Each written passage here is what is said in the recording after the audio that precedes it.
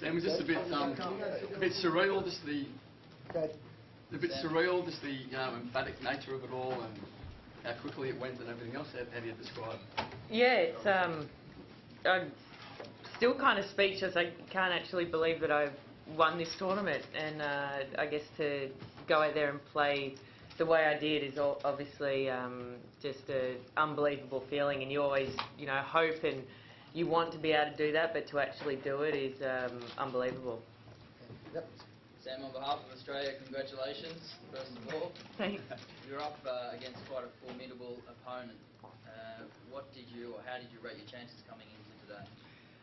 Well, I mean, I felt like I was definitely the underdog going into it, so maybe that kind of made me a little more relaxed going into this match than especially my last Grand Slam final. I think I was able to draw on a lot of that experience from the French Open, and I had to believe that I had a chance to win. I think obviously having 2 victories over her in the past definitely helped me feel that it was possible, and I knew that I had to go out there and play well and actually do it, but I think having those victories in the past for sure made me kind of feel a little bit more comfortable.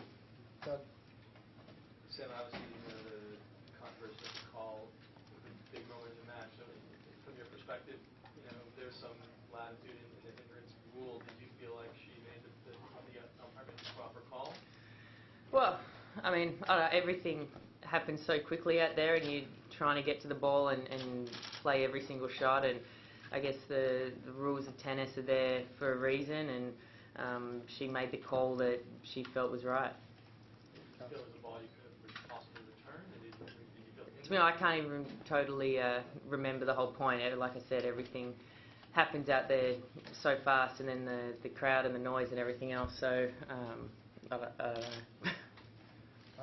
Sam, if you can, share your thoughts. Did you ever feel it was coming a bit more easily than you expected, and how did you handle not succumbing to that? Oh, for sure. I wasn't. If I was going to win, I didn't think that I'd be able to do it in 6-2, 6-3. That's for sure. So after that first set, I kind of sat down. I could feel my kind of heart pounding out of my chest, and I thought, okay, I'm a set up now. I've got a chance to win 1 out of the next 2, and I've got a chance. And just those thoughts were running through your mind.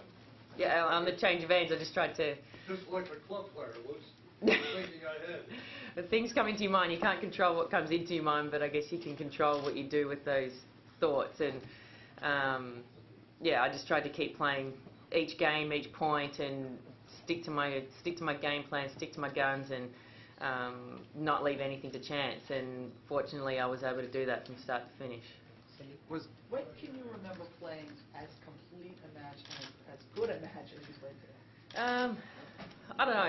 It's hard to compare today to any other match. I've played matches where I feel like I played lights out, can't miss a ball, and it's fantastic. But to do it under these circumstances in this kind of final against a player like Serena, for sure, I'm going to think it's one of the best days of my career, of my life, of playing. So it's I think I've played, like I said, matches where I played extremely well, but under these circumstances, it's something different. Was it a challenge? What aspects of the game, of the match, do you think were decisive, technically speaking? Tactically? Tactically. Well, I think me being able to go after her second serve, I think obviously she's got a huge first serve, and if she's not quite on, you get slight chances there on her second. And today I was able to step in and hit my favourite shot nearly off every single one, and really put her under pressure every time she missed a first serve. And I think that was big. Maybe that made her feel a little more pressure to start making more first serves, and under that it's a little more difficult. And then on serve, I thought my percentages was good. I hit the right spots, the right time, and tried to vary it as much as I could, and probably felt like she didn't get a clean hit on a lot of my balls, and as soon as I got opportunities to go for winners or set myself up, I did it. So it was probably, I guess, you can always go into a match having your tactics, but you've got to execute them, and today I was able to do it very well. Your favourite shot being the inside out? Forehand, forehand, so. Howard? But the unusual way that start of the second set, the first game of the second set ended, and Serena arguing about it, was it tough to stay focused during that? And did you lapse a little at all there? I don't know. For sure, it was difficult to stay focused, and then obviously the crowd got heavily involved, and it's probably the loudest I've ever felt a crowd in my whole entire life, and you're right in the middle of it. So it was definitely quite an overwhelming feeling. But once I hit that next ball in the court and started playing again, I felt settled. So I guess it was definitely could have been a big pivotal point in the match. You're a real tour professional and a veteran. Yet people still talk about Serena and a certain presence or ferocity, intimidation even in some cases. But just talk about her presence and how she's different from other players.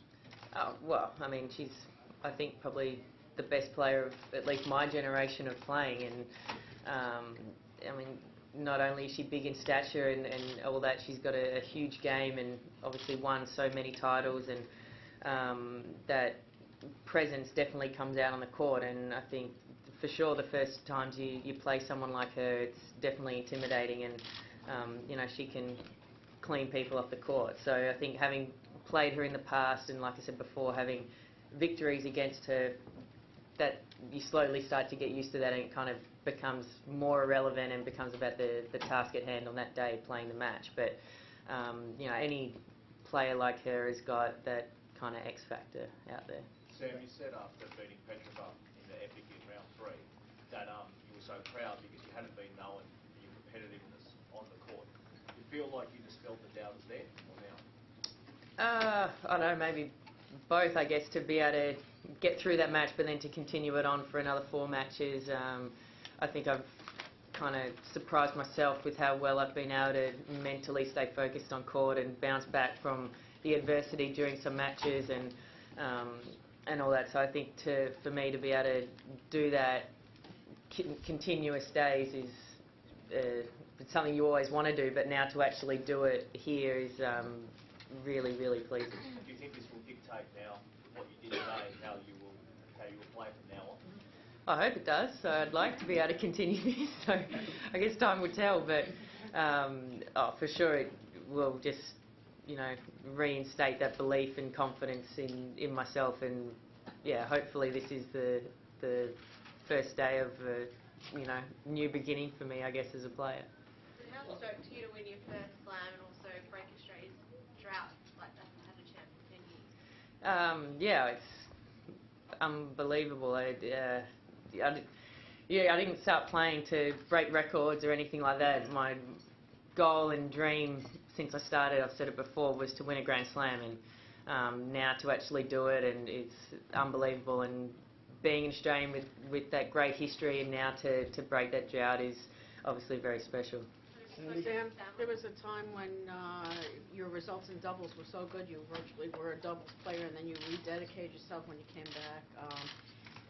Did you think this was a possibility, or you just wanted to see what you could do? I mean, talk about that decision and how it's obviously come to fruition. Yeah, I think the whole time I've been playing, I wanted to be a good singles player and get the most out of myself on the singles court, and I had that great success in doubles, and that was fantastic. But once I got sick and got over that illness, then I didn't want to leave anything to chance, and obviously now it was definitely the right decision to try and follow those dreams and those footsteps. And I don't know, it's something that I've worked very hard for, obviously, and now to actually get that huge reward is very pleasing. So it's great. I mean, to win the doubles here in 2005 and now do this is great, and it's maybe it's funny that Lisa also won the doubles today, so that's kind of cool. Sam, you're out of the game for so long with that illness. Did you ever give up on that dream? No, never. I always tried to believe that it would be possible to come back from that, and I was very lucky that I did recover very quickly and get back on the court and do what I wanted to do. So I guess if anything, it kind of made me open my eyes more that you you don't necessarily always get a second chance, and I wanted to take every opportunity I had, and it's, now I've been able to fulfill that. Sam, congratulations. Thank you. Yesterday you talked about like 10 years ago, at this time you were in Japan playing like a $10,000 tournament. So at that time, were you expecting to win slams in someday, or like in 10 years ago? No, because that 10 years seems like such a long time ago, but it's actually gone very quickly. But yeah, I think at that point, like I said, it was always a big dream and a big goal of mine. But starting at 10,000s, you're very, very far away from ever doing that. So I guess it's all those little steps you have to take, you know, from that point up until now. And as you take those steps and you get a little bit closer, then it all kind of seems like maybe it's possible. This victory is listed you in a different dimension. The expectation will be higher, especially in Australia. How do you think you will handle the pressure approaching the Australian Open, because you will be the first Australian tennis player after Margaret Court winning back-to-back the US Open and the Australian title? This was 40 years ago. Well, if I'm able to do that, that's great. But obviously, it's going to be very different being at home now and playing at the Australian Open. I've had different pressures playing there in the past and from my success overseas, but I know it's going to be different, and hopefully I can handle it and learn from everything I've gone through over the past years to be able to handle it as best I can. But it's I don't know, I guess we'll see how I handle it when the time comes, but if I can try and play like I did today, then hopefully it's all going to be okay. Sam, I know a lot's been made of your mental strength coming through and all that, but I know you've been working diligently on the backhand and then coming to net, and it looks like finally at this tournament that those two things held up very well. And just talk a little bit about that, maybe keying the title line. Sorry, about what? The backhand and the volley. I suppose you've always had the serve, you've had the forehand, but yeah, your backhand held up pretty well. In the tournament, you seem a lot more confident in the net too.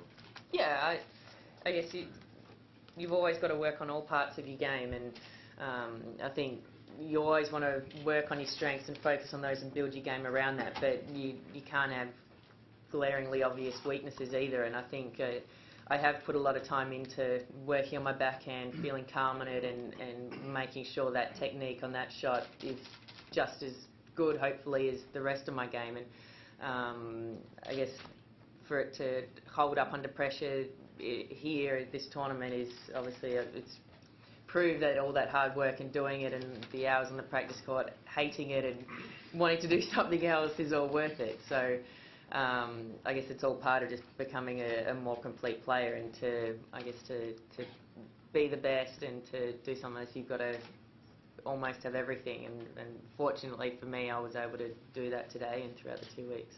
Sam, what you talked to us about going back and watching some of this match on TV where she was playing Wozniacki and she was totally intimidating.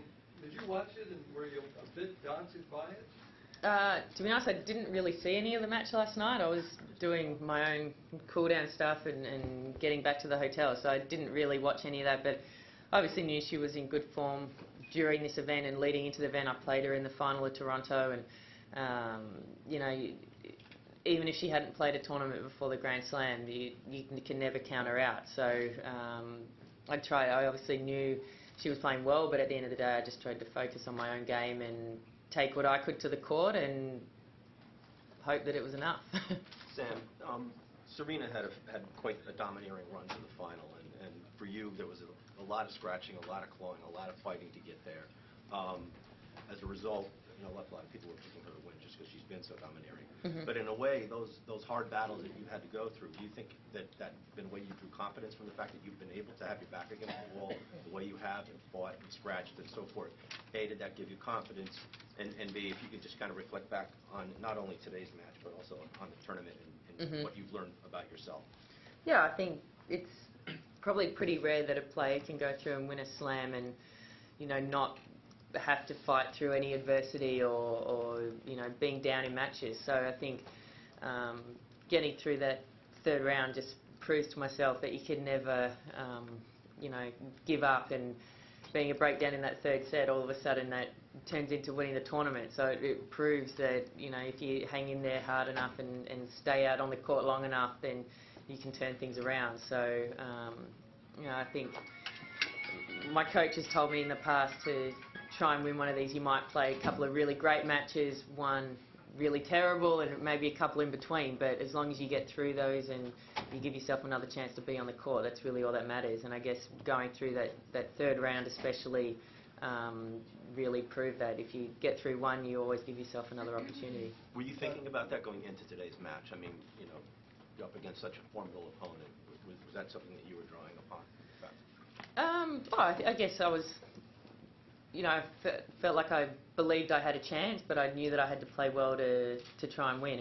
And drawing on, you know, maybe those long matches or fighting through it and playing well in the previous rounds is for sure a good way to enter into a final, no matter who your opponent is. But at the end of the day, they don't really matter for today's match. You've still got to go out there and produce good tennis.